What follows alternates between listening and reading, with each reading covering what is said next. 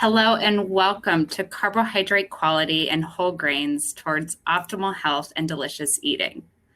This session comes to you before we join our esteemed presenters on the main stage, so we can look deeper at what challenges exist within the food service sector at the intersection of whole grains, our health, and blending the science into a delicious and nourishing meal.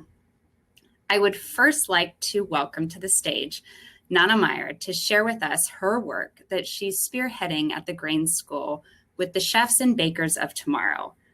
Nana is the founder of the Grain School Project at the University of Colorado, Colorado Springs, and Associate Professor of Human Physiology and Nutrition. I would also like to welcome David Jenkins, who is a university professor and Canada Research Chair in the Departments of Nutritional Sciences and Medicine at the University of Toronto.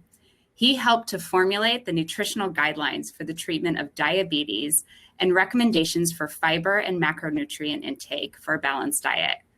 I remember in school studying David's works and am truly honored to be on stage with both he and Nana today. We will have time for Q&A with Nana and David following this presentation, so feel free to submit your questions through the chat feature on the right-hand side of your screen at any time. Meanwhile, I'm going to let you have the spotlight, Nana, so please take it away. Thank you. Thank you so much, Menus of Change and the Culinary Institute of America. It's a real honor for me to be here with you.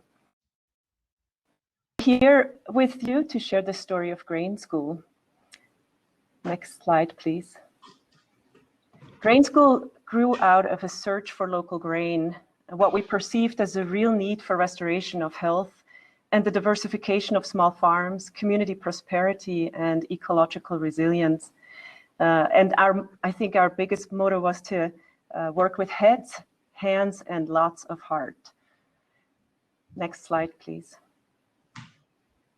The university transitioned to self-operation in 2014 for its food service management system. And with that, we had really our dreams very, very high for food-based courses. And Grain School was one of those first courses that focused fully on grain. During this time, in 2016 was our first Grain School, but it really started with Food Next Door, which was our local food station that we instated within the university dining area, first in residential and then also in retail. And it had a crosswalk from local food directly to students' plates. We were in the lookout for local grain in Colorado, and we found certainly Colorado quinoa and several others, but we saw that we had a real need to reinstate a local grain economy in the state. And so this really was what triggered our beginnings. Under the umbrella, the Academic Connections umbrella of sustainability, wellness, and learning, after the second Grain School, we started partnering with Slow Food Nation and had our first focus on food literacy with the Colorado grain chain and setting the Colorado grain chain up. Because we didn't know how many grains would react in our region, and there's such a plethora of different small grains and underutilized grains and corn, we launched grain trials right off the bat with many farmers in our region. And that brought us eventually some funding. It also brought us funding to really look at this economic prosperity with founding the Colorado Grain Chain, and that happened in 2019. Next slide, please. Here you can see a little bit more detail of that timeline that I just showed. But field trials were important for us. We didn't have a lot of experience, and we are not an agricultural school. So we worked with local farmers to see what really works and trialed probably over 100 varieties of different small grains and underutilized grains and corn.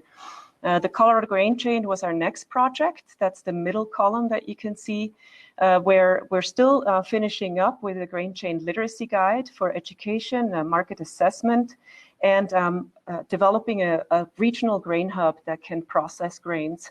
As you will see, grains are very, very complex and are difficult to handle once they come off the field. And most recently, we got some funding for a grain biodiversity project where we're focusing on the healthiest tortilla for America with field trials, first of all, and then looking at nutrition and culinary traits of different flour and flint corns, and also popcorn, and working on an educational guide. That project is interesting because it does integrate the local community and workforce development with a tortilleria in a small rural town. Next slide, please. For me, you know, as a Swiss, it was really a homecoming. Grain School's goal was from the beginning to broaden everyone's knowledge and skills in grain. Everyone, really. We became the hub for grain literacy and the web for the grain chain. It was important to look at my own food traditions and reconnecting with Europe and a lot of the grains that I grew up with. So going back to my own roots and inviting excellence in baking and bringing baking diversity into the US, especially here in the picture, you can see the German Bread Institute teaching about whole grain rye breads and other things.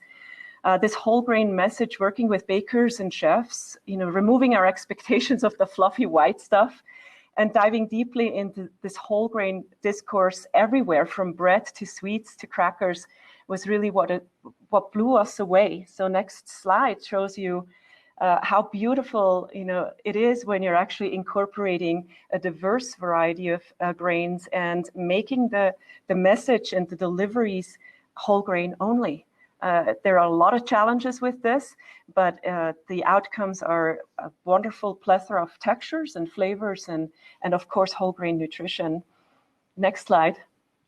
The protein flip actually links right for us with the carbohydrate flip, because my first Menus of Change conference was in 2015. We launched a protein flip on campus, but because I'm working with dietitians, we really wanted to remove the meat and put in equivalents for grains and beans that could replace some of this meat with whole grains, again, diverse varieties of grains and beans, but mostly from our region. So we were very challenged to do this on campus with, you know, just a limited diversity.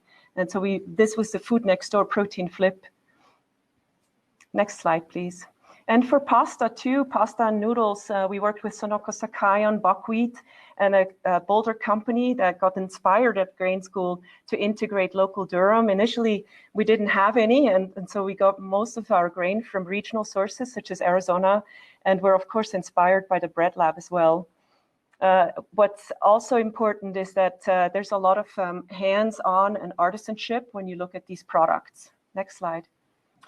And as Swiss, I grew up on Swiss muesli, and breakfast for us is really critical. I'm also a sports dietitian and work with a lot of athletes, and breakfast is the most important meal. And so, you know, thinking about breakfast options and whole grain options with mueslis and porridges and a variety of cultural inclusions such as atoles made with nixtamalized corn, and even laminated doughs that are 100% whole grain.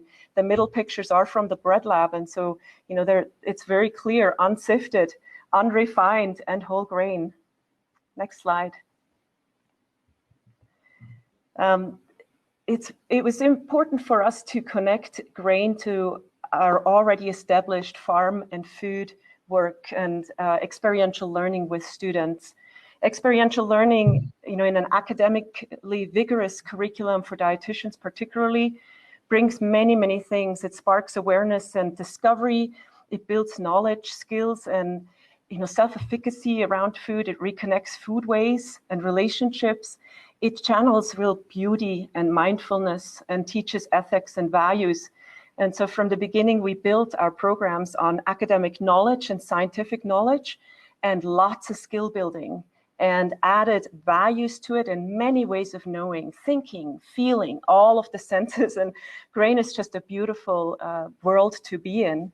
And so our students became real involved in the value chain and moved from grain literacy, knowing and having all the tools to lead a healthy lifestyle with grain and dietary fiber, to grain citizens, where they became real important advocates for a better food system and prosperity in communities where really we need to think about how our health messages and the way we teach kids around, you know, grains and breads with innovative, hands-on sourdough baking is critical.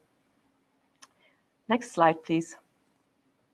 We were always informed by Indigenous people, and this is probably the most important for us, that we honor culture and tradition and help students, even coming from Mexico, to reconnect with their own cultures.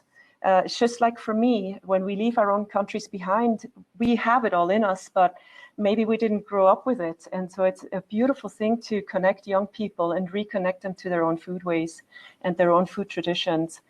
And so it became really important.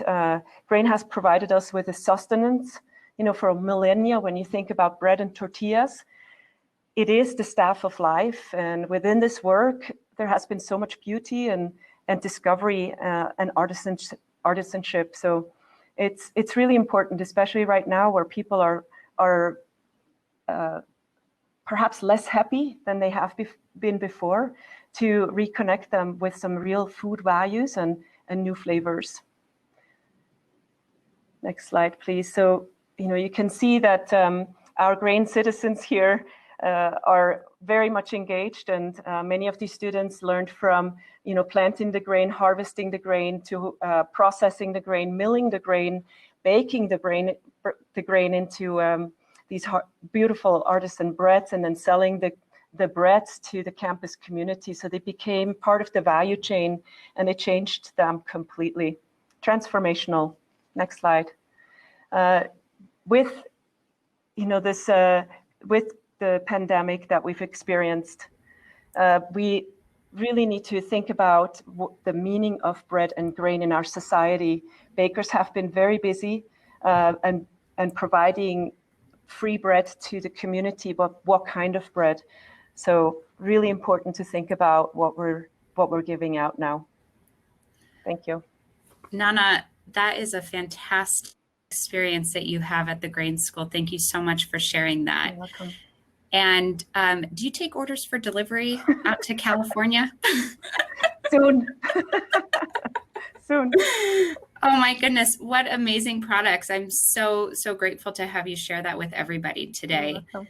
And I also see that I have quite a few people waiting to come up on stage and ask some questions with you. And we have some engagement in our session chat as well. So I'm going to start with a couple quick questions so we can get to know David a bit more. And then we will definitely engage in conversation with everyone. So David, with that said, and before we go into more details in our general session, can you give us a brief 2-minute overview of your work with carbohydrates, whole grains, and health? I mean, after all, your team was the first to define and explore the concept of glycemic index. Well, after completing my medical degree, I did a long stint as a research fellow in the Medical Research Council Gastroenterology Unit. And we were told that we should look at dietary fiber, which again is one of the quality markers of whole grain. And it was inspired by people like Dennis Burkitt and Hugh Trowell, who'd had their experience in Africa. And so we looked at it from a gastrointestinal point of view. It was gastroenterology. And very shortly, one realized that it didn't do just interesting things in the colon, like promoting regularity, but it also actually seemed to dampen the rise in blood glucose, as well as lowering the cholesterol levels. So we thought this is interesting. And so we looked specifically at both cholesterol and glucose. And during our studies on glucose, we found that if you gave a high fiber diet, especially a whole grain, literally whole grain, intact grain, the sort of things we'd be talking about in terms of pumpernickel bread. The block of bread, you drop it and it hits your foot because it's solid, packed with grain. Those sort of grains were digested much more slowly. So they gave a flat rise in blood glucose. They caused you to have less insulin need, and they also seemed to be therefore good. So we thought, let's pursue this further. And we looked at a number of fibers, and we looked at a number of types of cereal product, and we found there was tremendous variability, and we couldn't always tell exactly what we should see just by looking at the fiber content. So we thought we'd better start looking at this from a physiological point of view and do a test and standardized them against a standard. We used glucose at first. So you had the blood glucose rise after you had a meal of 50 grams of carbohydrate and glucose. And then you did the same with the food, the bread, the pasta, whatever it was that you were looking at, and you looked at the rise and the fall. And we found that there were some tremendous differences. And we found that the pumpernickel bread, that block of bread, had a flatter blood glucose rise than if you had the finely milled bread, especially your finely milled white breads, gave quite high blood glucose responses. And then we found that if you took legumes, peas, beans, lentils, things that we used to eat a lot of, and you did a response to that, you got a really flat blood glucose rise and a flat insulin response. So we felt that this is worth documenting. So we documented it and called it the glycemic index, which is simply the rise in blood glucose for the food over the rise in your standard. We now use white bread over that standard, and then multiplied by 100. That gives you an index. So that's what we've used, and we found it useful in terms of therapy, and certainly in terms of epidemiological studies, looking at which populations are likely to have perhaps high rises in blood glucose, poorer sorts of diets, and possibly a greater risk of diabetes. No, and David, I bring that up because recently I've seen so much more about that in the news. But also that goes hand in hand where there still is a subset of the population that really don't distinguish so much between healthy and unhealthy carbohydrates. In their view, all carbs are bad right now and should be avoided. So I guess this next question would come to both you, David, and Nana. What is your reaction to that? Do you want to go first, Nana? Sure. Well, I think we can talk about good and bad, and ultimately people are only going to change if they, have the tools to do so. I think for me, the message is very, very clear that we need to go in a whole grain direction from now, right away. And there's certainly bad carbohydrates out there in my mind, but we work with people, and behavior change is really difficult. I can tell you what has worked for us, however, is when young students are starting to bake their own bread with 100% whole grains. They don't even think about white fluffy bread. They are actually proud of the weight of the bread, and that's all they're going to eat because they love it. And with fermentation, it is a different world, and so we need to think about how we teach people. Mm-hmm. And David? Well, I think that's very true. Actually, we were a little ahead of our time. We could see the low carbohydrate diet on the horizon, because if you look backwards, it was on the horizon beforehand. It was on the horizon in diabetes before we had insulin. So we had to feed people almost starvation type diets where they had low carbohydrate. So we could see that could perhaps happen again, especially as we saw people becoming more obese. So we thought that would be a driver. I don't think it's the right driver, but it is a driver. And some people, I have to say, do well on those sort of low carbohydrate diets simply because they just don't eat food. It's a way of cutting calories. But I don't think it's a wise way of doing it in the long term. However, it may give people a quick lift and the reverse of a lift, a loss of weight quickly. So I mean that could be useful. But as I say, we put forward the glycemic index idea because we wanted actually to promote carbohydrate foods, to say, look, some of them are really very useful. And that's the reason that we started, and we still believe that that's so. I must say that if you mill a fine grain, a product with whole grain finely, you do get a higher glycemic index, but I would still recommend people to take even the finely milled so-called whole grain. I'd still advise them to take those products because they've got more of the so-called alluron layer, the protein and vitamin mineral containing layer around the endosperm. They've still got more of that there, so they get more good nutrients. And I think that's very important. So there are two things. If you keep your grain more or less intact, then you've got the advantage of a slower absorption. But even if you lose that because you've milled it a great deal, you've still got the advantage of the extra nutrition, and it does have extra nutrition. So that's one thing we should never lose track of. No, and David, you bring up a great point, and Carrie in our audience asked a question to that. So it would be, what qualities should chefs look for when evaluating various flours in cereal products to use? And so I would actually open that up to both of you for this. Nana, do you want to take it first? Yeah, I think the quality really depends on what they want to make. It's the menu that drives what you're going to have, or you're going to look regionally what you have and then drive the menu.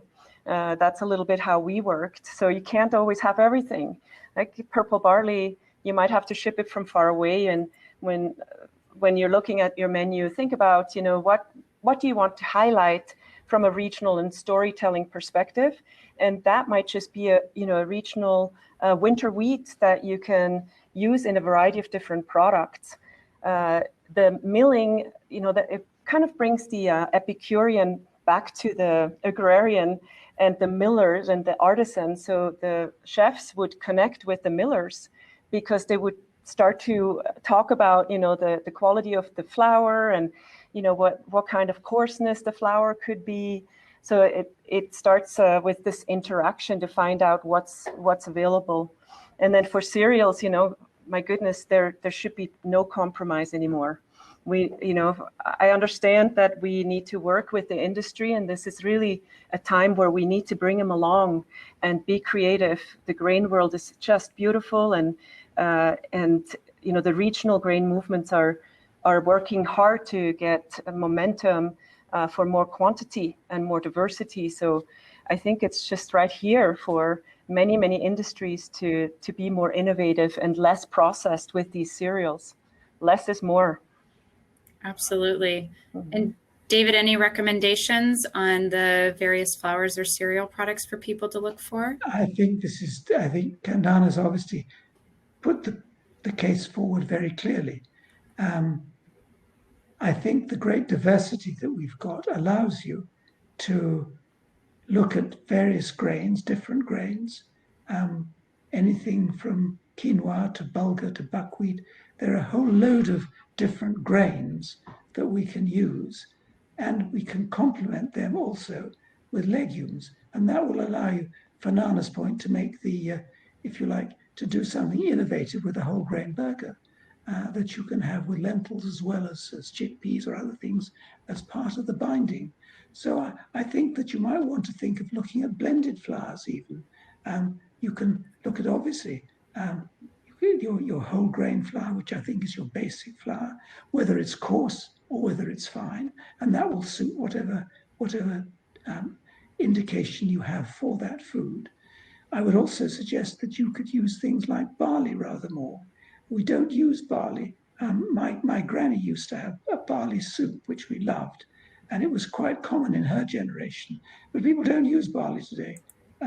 So you can have a vegetable barley stew, and that's tremendously good. So that you would find would be a good offering to have actually in a restaurant or for meals for schools or any institution too, because they are very, very pleasant and very, very well liked.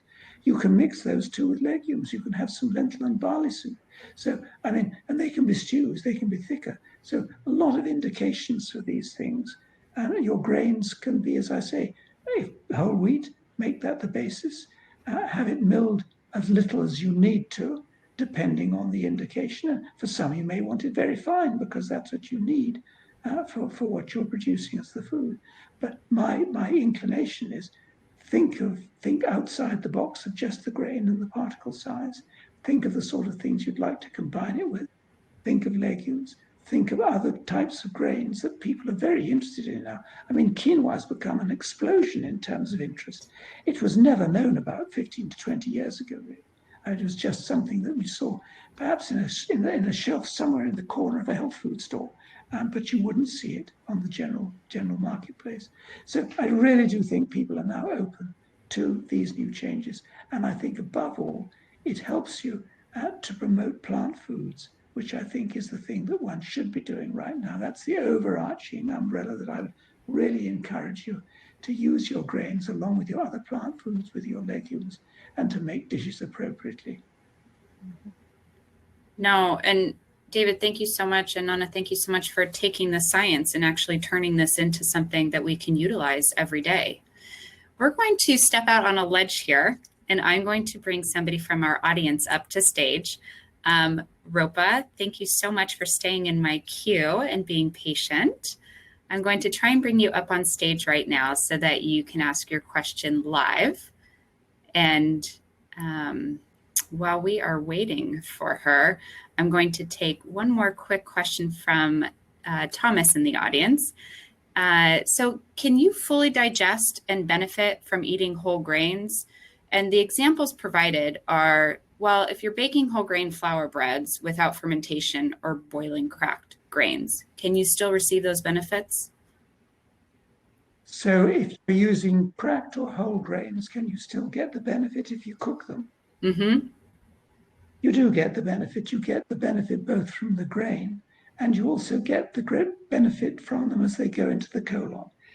Because it's true, they will take some starch into the colon, and they will take fiber into the colon. So you will also get colonic metabolism, and as you increase your colonic metabolism, you absorb more or less ammonia from the colon, which is not necessarily what you want, and you will absorb more calcium and magnesium from the colon itself, along with the short-chain fatty acids that you produce from fermentation. So actually it becomes a very sort of beneficial combination. Now, obviously, for some people, if they take a lot of those sort of foods, they get flatulence because you produce hydrogen and methane along with everything else. Along with the good things, you produce gas. Maybe gas is not so bad because it helps to expel things out at the other end. So, I mean, that keeps people regular. But obviously, you need to habituate. So that, I mean, so if you take these sort of diets for a long period of time, and if you go to countries where people have taken these sort of diets, you don't get deafened by the noise, or there's no scent that makes you not want to go in a particular place. They don't have a lot of gas, in short. So you don't have to worry once you've taken it slowly and acclimatized to this sort of thing. But I think you do have to acclimatize to new forms of eating always. Mm-hmm. Yeah, can I add a comment here, Sarah? Please do, please. I totally agree with David on all accounts here. One thing, that we need to remember is how did we used to, bake bread, and what kind of slow fermentation did we used to have? And when you're fermenting bread over 24 hours, it becomes much more digestible. And actually, many of those nutrients are more bioavailable in a fermented form. The same is with nixtamalized corn. There's a bioavailability situation that is beneficial for people. So all of those processing pieces are culinary, that's culinary diversity. And that's really fun. You could sprout your grain and put it raw on a salad, sprout your legumes. You could, slow ferment. You can do 4 hours ferment. You can use nixtamalized corn also in soups. You can use it as breakfast atoles. All these processes have been, around for thousands of years, and people probably knew a little bit more why they use them for digestibility and just health and survival. Yeah. No, absolutely. And I mean, we could carry this conversation on for hours, and we are so lucky that we get to see you again in the general session shortly. But we're going to wrap up this conversation and get ready for our networking break. So I would really like to say thank you again to David and to Nana. And for all of you in the audience, if you look over to the left of your screen, you can participate in a number of activities today. We have a special presentation in the expo area brought to you by our sponsor, Land O'Lakes, on sensory evaluation. You can also click on the networking tab, which will randomly match you with another attendee for a 4-minute conversation, just like if you were at a coffee station live with us in Hyde Park. And last but not least, we have 2 Meet the Author booths open for you, and you can meet David Katz and Hooni Kim. Here you can join them live on stage for a conversation, and you can also purchase their books. Now, Nana, And David, thank you so much again. I am going to leave us all here and wish everybody a wonderful networking break. Thank you all again.